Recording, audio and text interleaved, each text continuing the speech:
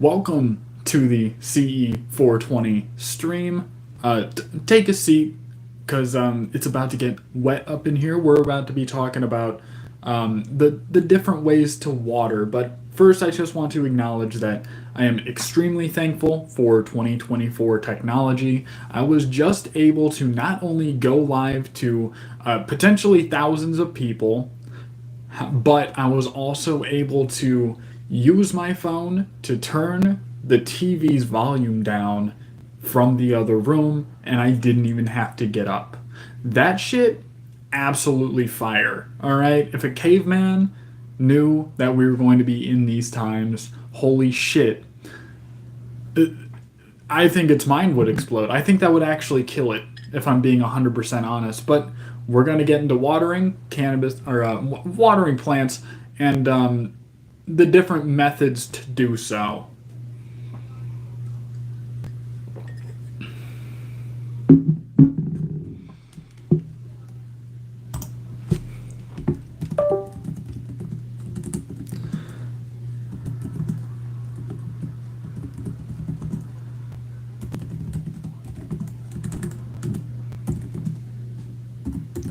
I'm gonna see first if I can find like a decent comprehensive list of different ways to actually grow. Here I can see drip irrigation systems, which is a very viable option. Um, Yo, what is up, Blitzkrieg Staffords? How is it going tonight, man? You are a new name.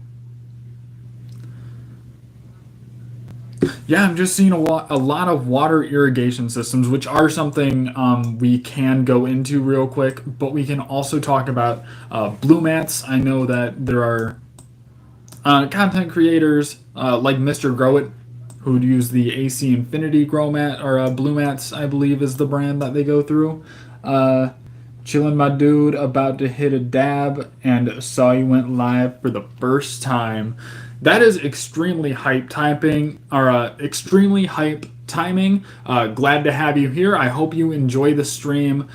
We try to go over a little bit of information, but before I went on stream, I actually hit a dab of my own of this stuff that is called caramel crossed with milk. And before the stream was actually like the first time I was actually getting a terpene taste off of it, and it was actually extremely caramelly. It had those pretty heavy hints, but they were kind of in the back and you had to look for them, if you know what I mean. But they were there, and it was actually a really good experience. And I'm extremely high now, if that's not abundantly clear. Um, how to water cannabis plants, a comprehensive guide. We are on the Royal Queen Seeds. They do a lot of articles, it seems. I recently saw your channel about the whole bee leaf mess and started watching some of your vids maybe like 2 or 3 weeks ago. Hey man, I hope you've been enjoying the content. I'm glad you were able to make it to a stream after a couple weeks of missing a couple. I hope you guys do watch those backlogs if you do miss any information. I try to make quality videos out of sections of streams of things that like inspire me during them, to do their own little comprehensive video. So if you guys do also have ideas of things we can look into if the streams are getting slow, I do like having you guys influence the conversation, just so we can get more information to me and then shared to others. It's that's basically the reason I really started streaming so much, was just so we could look into things, learn about them together. If someone brings up a new concept, we dig right into it. We don't waste a lot of time with nonsense. I try to not be super distracted, which I'm not doing a very good job of right now. But I do want to get that message across that this is entirely for sharing information. So I get really excited when someone mentions something new in the streams. But that's just a little PSA. But yeah, again, Blitzkrieg Stafford, super long-winded way of saying I love that you're here. How much water does a weed plant need? How much should you water cannabis? How often to water weed? How to tell if your plants are thirsty? how to water your cannabis plants, how to collect water runoff. Um, I'm reading the contents right now. I'm glad to hear it. Thank you very much, man. I'm looking forward to making a lot more content in the future. How to water cannabis plants when you're away. Bottom line, water well, but not too often. So, what section do you guys want to dig into first? What are your interests in going into this? What questions do you want answered? We can read into any and all of them. If you want me to start from the top, which would be how much water does a weed plant need? We could do that. We also have how often to water, how much, how to tell if a plant is thirsty, how to water your cannabis plants again for some reason, how to collect the runoff, and how to water them when you're away. Kind of an automated system type deal, I'm going to assume. But also, I've had friends help me come over and water my gardens as well while I'm on vacation. It's been a great help that I have a team of trustworthy people around me, and that's a really cool thing to have. A good support system that's actually trustworthy. You don't want to invite anyone into your home who is going to steal your plants. But I think we're just going to jump into a section and kind of keep this going, maybe jump around in the article a little bit since they do have this handy dandy table of contents. So I think it might be interesting to see if we can find any new signs of how to tell your plant is thirsty, because we all know a couple. How to tell if your plants are thirsty. You know about the factors that determine how much and how often cannabis plants need to water, and how these factors can be different for everyone. So how exactly can you tell when to water? Here are some signs that your cannabis plants are thirsty. A drooping, weak plant. If your cannabis plants are very thirsty, they will droop. The whole plant will appear rather sickly and lifeless.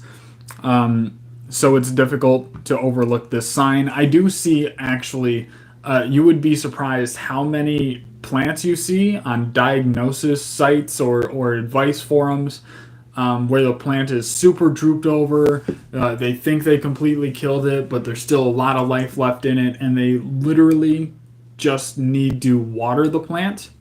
And I feel like a big cause to this could actually be underpotting, because if you have a lot of root in a very small amount of space, all that surface area is going to be used to take up water and take up nutrients.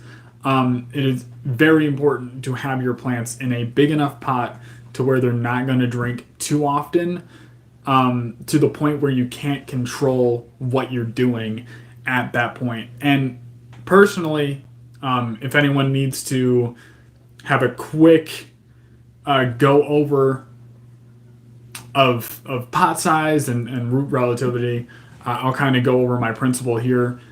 I grow in peat moss, and I grow slightly overpotted a lot of the time, especially when going into flower.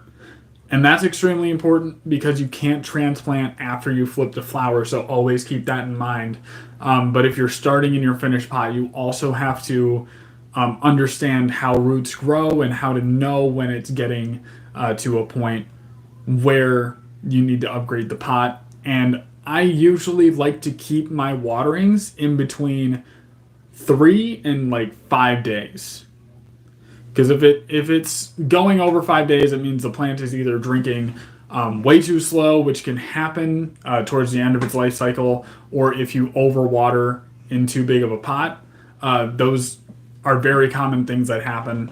But if it's on the 4th day, that's usually the furthest you want to go before it seems too slow. And then if you're watering anything before 2 or 3 days, so like 1 day, day and a half, that pot is normally going to be too small unless you're growing that way on purpose. For example, there's a solo cup growing challenge, and if you want to know about that and how to enter, I don't know if you still can, but it would be worth checking out, getting the details. Go on the From the Stash channel, they talk about it on there. Go to Pigeons 420's channel. He also talks about the challenge and how to enter. And one of the tips he gives is to set up an automatic irrigation system to keep the soil moist because the pot is going to end up too small.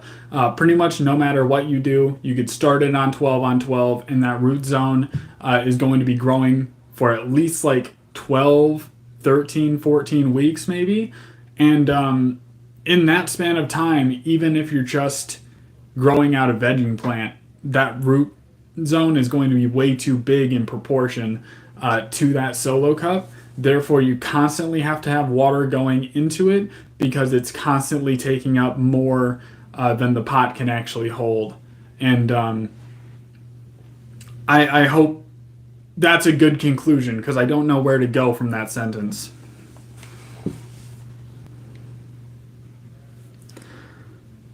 Whew.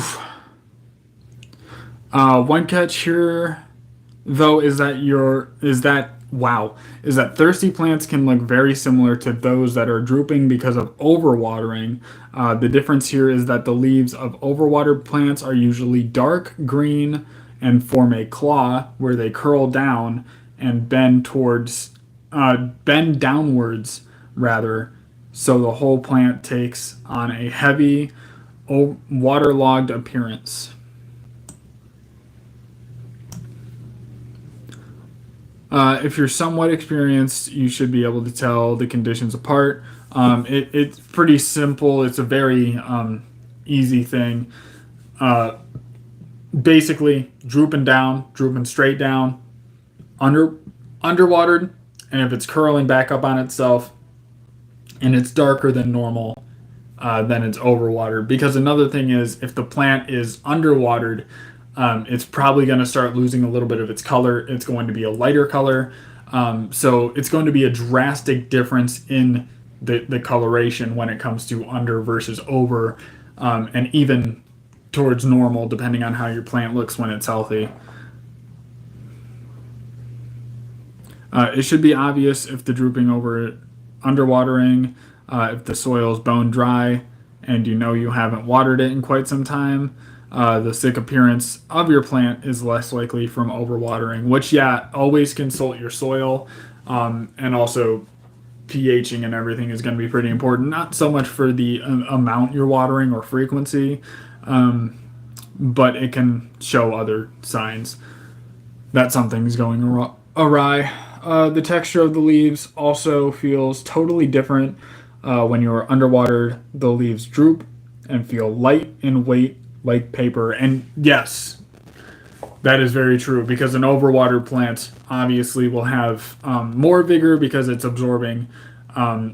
It's past what its actual maximum is. When you overwater, they will droop but feel heavy in weight and very smooth. Yep, that would be because they are swelling up because they're uptaking more water than they want to, and man, that's just a horrible way to go right there, man. Just let her dry out, though. She'll be all right.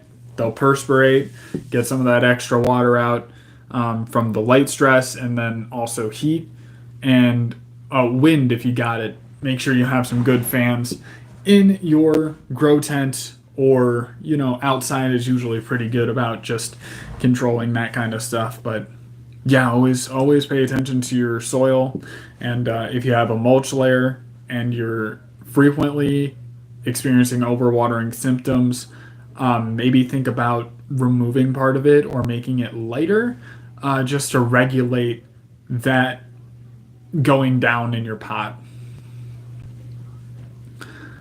Just check the soil, take the guesswork out of your watering routine, and a simple method. Placing the tip of your finger to the top 5 centimeters of soil, providing a good indication of how dry the upper soil has become. And I've heard going down as far as an inch to check how much moisture is in there. I kind of was checking and moving the top layer, feeling how moist it is overall. Any way really of checking how dry that soil is. If it's way too dry or way too moist, you can see it visually. You'll see water puddles if it's too wet, and you'll see it turning super light in color. And if it's peat moss, it'll recede and actually turn hydrophobic. And there is a big visual difference in contracted peat moss and expanded peat moss. I've had plants that literally looked dead because I wasn't able to water for whatever reason. Gave them a nice slow and deep watering, and 24 hours later, they're looking great again. And yeah, they probably actually looked really great even just like 5 hours after, and you just didn't have a chance to see them. They bounce back extremely quickly. And if anyone has the means, you can do an experiment at your own home where you set up a camera and do a time lapse, and then you could actually time how fast a plant recovers. And that might actually be something that I get into if I have money for equipment and all that good stuff at some point, running experiments for the channel where I test like different times, different cultivars, or different phenos, even doing some pheno hunting will actually bounce back from different problems like nutrient deficiencies, underwatering, overwatering, precision stresses, being able to measure down to like the hour for transplant shock, measuring the growth rate, and getting a good eye on all of that stuff. That would be extremely cool, and I feel like it could make really great content to put out to you guys. I do have a breeding project. I have, it's going to be a work in progress. I haven't even germinated the seeds yet, but I do have them. They are Peanut Butter Breath F3s from Thug Pug Genetics. When I start doing pheno hunting for my specific idea for a plant, because I do want to make a hybrid and I want to make my own original genetic, and I have really great ideas for it. And if you guys want to know the cross that I'm thinking, just let me know in the chat, because I do read everything. And if you guys have any questions about what I'm planning, you can be pretty much as intrusive as you want. And you can even use my ideas. I don't give a shit. But don't try to act like you're me. That's it. Okay. No new messages. I'm tripping.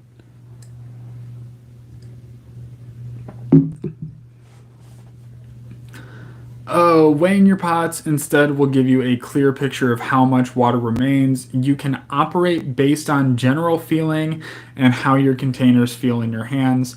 When they are dry compared to when they are saturated, even better weighing them to know exactly when they're ready for some more water. And I'm actually going to be I am currently running a 2 trellis system, and the problem I'm running into with that is I can see in the future how if I go to lift those plants up and they're in their late flower stage and everything is like heavy and swaying, me trying to lift up that pot will cause some issues and possibly break a plant, which I want to avoid at all costs at any stage of the plant's growth, but especially the flower stage where it's not going to be able to recover those limbs or any of that growth, of course, without doing a re-veg cycle, which I want to avoid at all costs, basically. But I'm going to have to just go by feel of the actual soil and looking at it visually. There are meters that you can buy that will actually measure the moisture level of the soil. I haven't looked into how much they cost. I'm not exactly super interested at the moment for that kind of stuff, but I can see there is a good application for that, and it would seem to come in handy.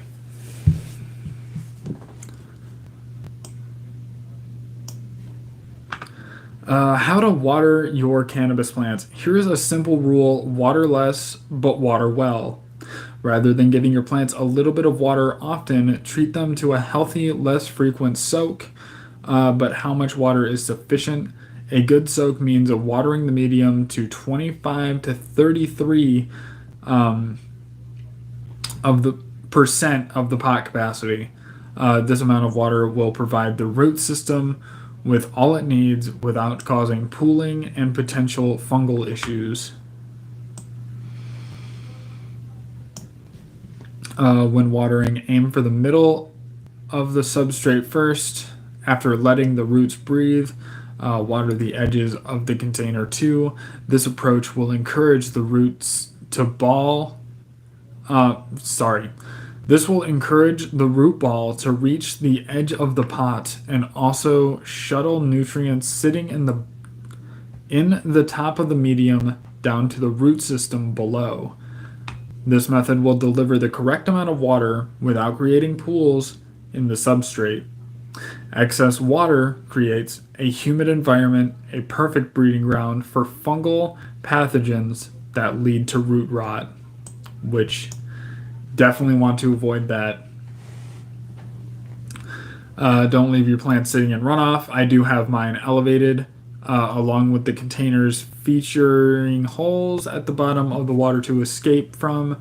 The containers themselves should be lifted slightly off the ground so that all the water can drain and the plants are sitting in a stale.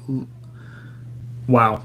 Plants are not sitting in a stale liquid. Drainage trays can catch the runoff, but should immediately be dumped after collection to avoid creating a breeding ground for bacteria, pests, and mold, which that is too much work, and I am lazy, so I just have them sitting above them with a basically a strainer, strains the water out. It's a little platform that you put on your disc, and it's really handy, and you don't really have to do shit. And then if you water correctly, there won't be much runoff, and then it'll just kind of evaporate, and then you clean them after each grow very well. Because if they're sitting there and they have like the synthetic runoff, the synthetic runoff can like evaporate weird and stain your stuff. Just try to make everything as clean as possible going into your next grow, because you don't want anything bad to carry over or become airborne or something that your plants were resistant to go to something else.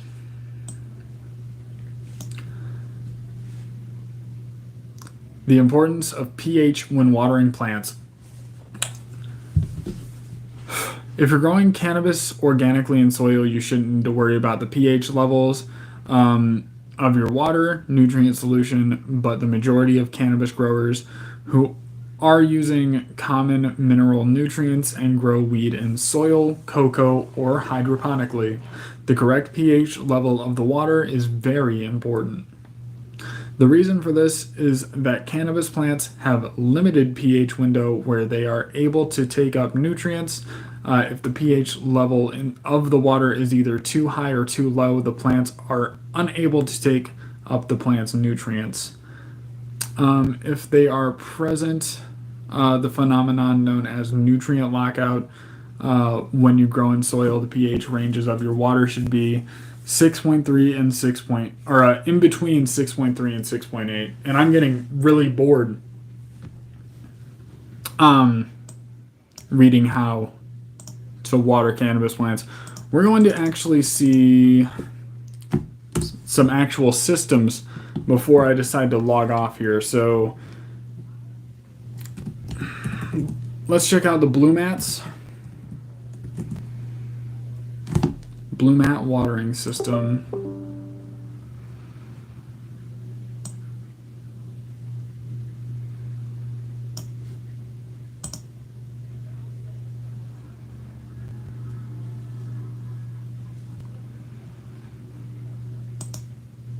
Products.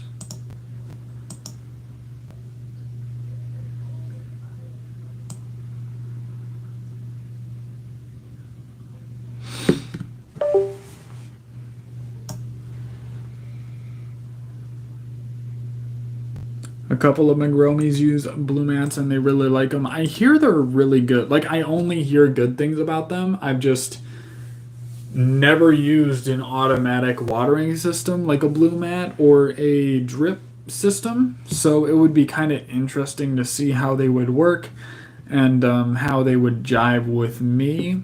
The hands offness, I don't know, man. It can be a good thing. It can get you some really good cannabis, and then you would only have to really go in to do training.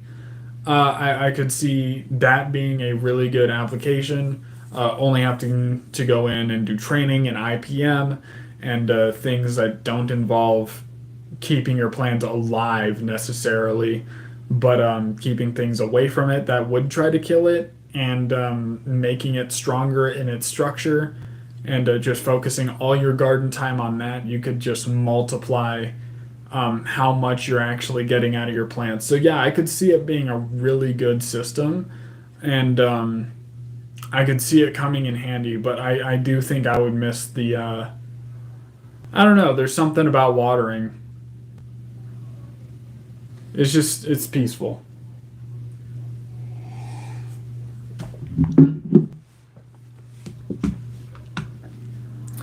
Natural watering.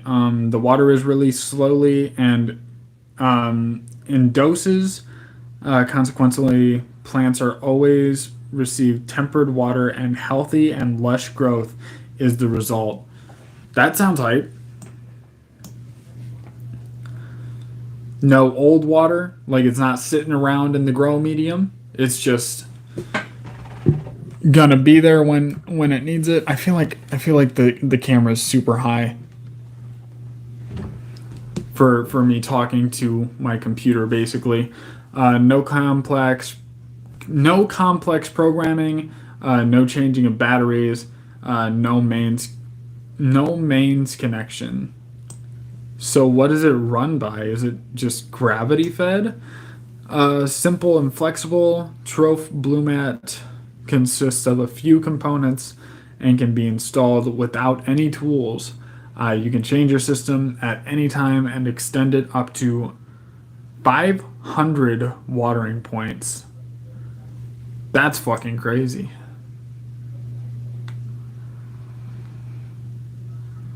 So this one is really just set up for a large garden. I can see right here they got it spanned between multiple raised beds, which just have flowers in them. What a waste! What a waste. To Troph Blue Mat is an automatic watering system for plants all around the house, from watering plants to your own vegetables.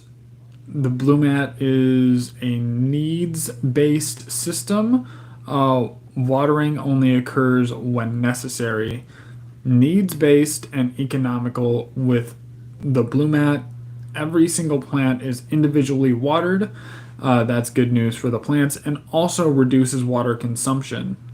More flowers, more fruits. You'll notice the difference. I'm sold. Convenient Blue Mat reliably take care of daily watering for you. You can also go on holiday with ease of mind at any time that the Blue Mat works all year round. Yeah, no, that's really cool. A set it and forget it system, basically. So does it run off your like a main water line of some sort? I don't know. I think I'd have to look into more of how it's set up, but that's pretty cool, man. I might get one at some point. It seems like a fun thing to use. And then if I'm doing like a decent size run or residual harvest, I wouldn't need to worry about calculating the times or any of that, or even having to keep track of when I water, because then it'd be irrelevant and it would only be good for making content and getting information out there regarding watering for people who actually have to do it. So I probably would have some type of run where I'm watering simultaneously. But that sounds really future and complicated to be worrying about right now.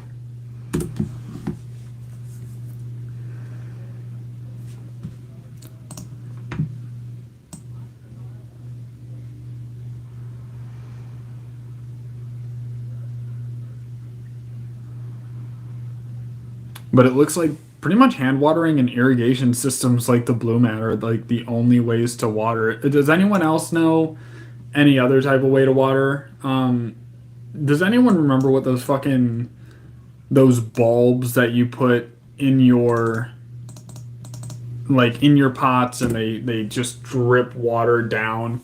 It's a bulb basically that you put water in through like this stem thing and then just stick in there. Does anyone remember what those are called? Because I know somebody who uses those to water their plants exclusively, and it makes me physically sick that they do that. Because then your water is just going into one spot. Like you're not growing a root system. They sell those at the dollar store. Yeah, they were an as seen on TV product, and I just can't remember what they're called.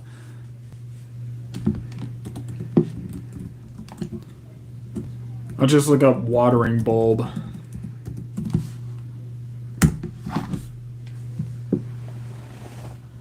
Yeah, no, they're just called aqua bulbs. These fucking things. You fucking cringe. I just realized I'm on Bing. Here's a link to the fucking search of the page I'm looking at right now. The person literally just sticks this little, basically straw for their plants to eat out of. So all the roots basically would just go to one area for the growth because that's where all the nutrients is and there's nothing distributed. And like I went to actually water their plants and I think I'm remembering right that they kind of looked at me weird and I'm like, dude, what have you been doing? What have you been doing this whole time? Spray bottles, which is watering by hand, using those for clones and seedlings alike. Pretty good way to start plants out, but that's not necessarily something you're going to be taking into the veg stage and just spraying the soil for millions of years.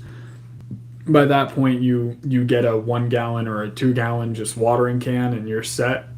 You're set, man. And by the way, I just made water with the Stash blend for the first time. Holy shit, does that make your water dark, man? It makes your water so dark. There's so much stuff, so much nutrients packed into it. I actually didn't even check the ppm to see how high it was. I bet it's pretty high. Because it's got silica in there, it's got beneficial mycorrhizae, it's got all kinds of shit in there. Like all the additives, basically you just use your base nutrients for your synthetic nutrient system or just use it as a supplement in your organic garden because it is an organic amendment, and then top dress it that way. And you can also mix it into your water. Absolutely crazy stuff. The smell, pretty interesting. It's kind of one of those first things that hit me, and it's one of those smells that like you recognize it but you don't.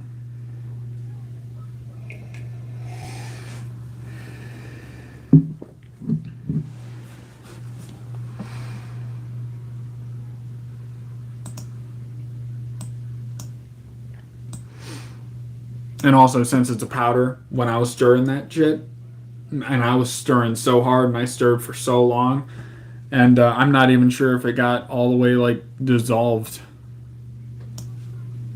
or however it's supposed to work. I'm not even sure it was like fully activated.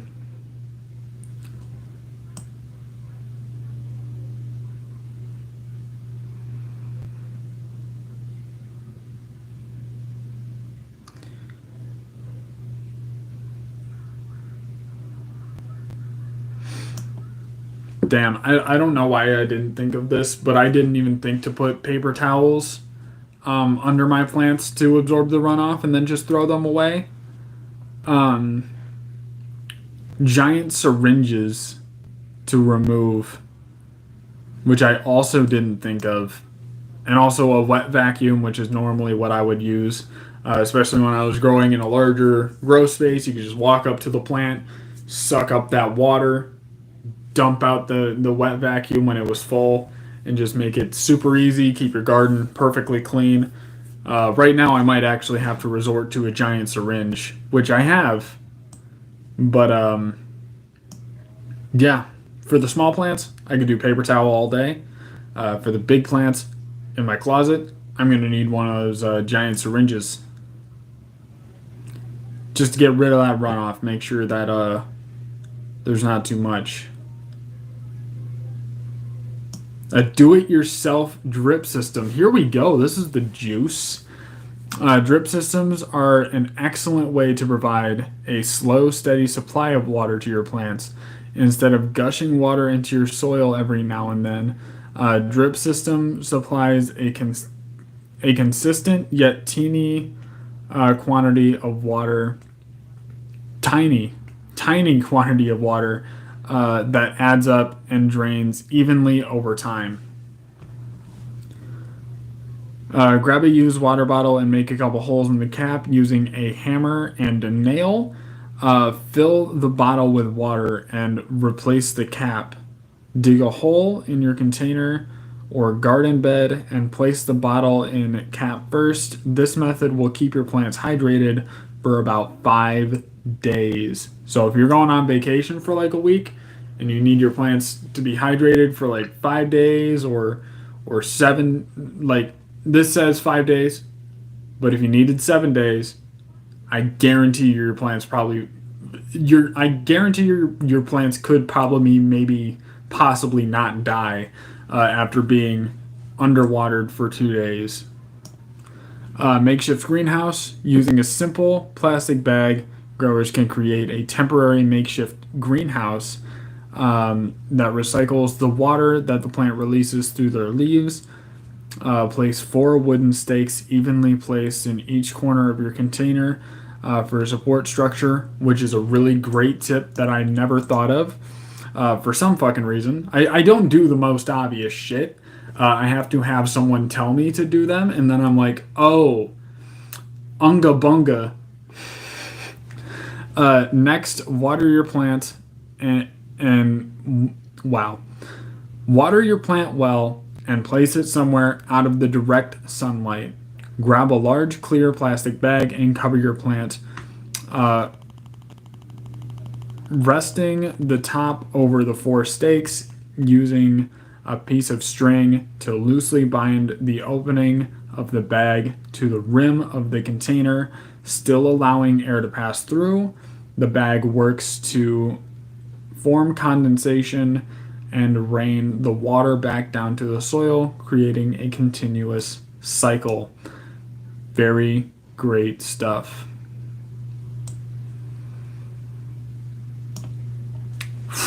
I'll tell you what, boys and girls, I am absolutely fried. I smoked probably a little bit too much before this, but I also did too long of a shift at work before this. I appreciate you guys hanging out with me. I'm getting extremely tired. I'm going to be signing off. If anyone has any last questions, comments, remarks, concerns, final goodbyes, later, dude. It was good hanging out with you, Blitzkrieg Staffords. I can't wait to see you in the next stream. I hope you had a great time, and I also hope you learned something because I do want to be teaching people things, which is why I read articles that were written by someone else. So I can learn, you guys can learn, and we all take something away from these experiences. Because that's what life is about, man. Chilling with the boys and having your brains blown.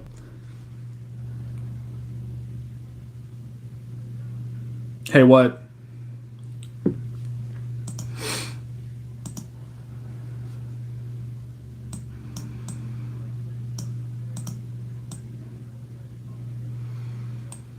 Did the chat disappear? What the fuck happened?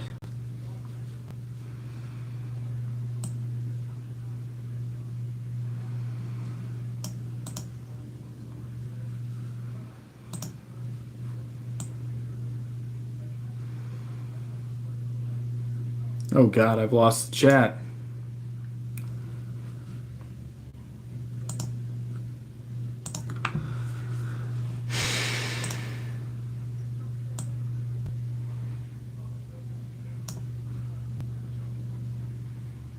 Yeah, what do you need to share, man? Let's hear it.